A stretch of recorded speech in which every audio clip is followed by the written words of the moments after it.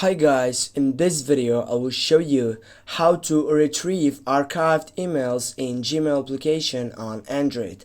Firstly, before I start with this explanational video, I need to mention that there is no difference between working on Android and working on iPhone. It is the same process with the same simple steps.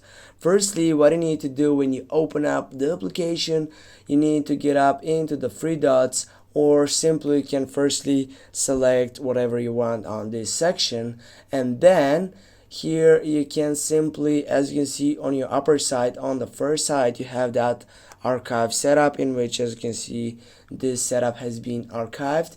And now you can simply tap on the three dots on the left upper side, and you're gonna find out all these different options. First, you need to select primary setup, and go for primary, and as you can see, it will shows up different sides of this section, in which you can simply scroll down, find the most simplest here side. For example, go with this one.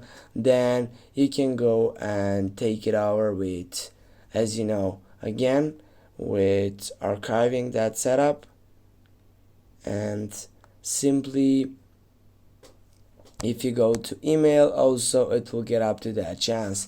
Thanks for watching guys. Don't forget to hit that like and share the video. See you soon and have a nice day.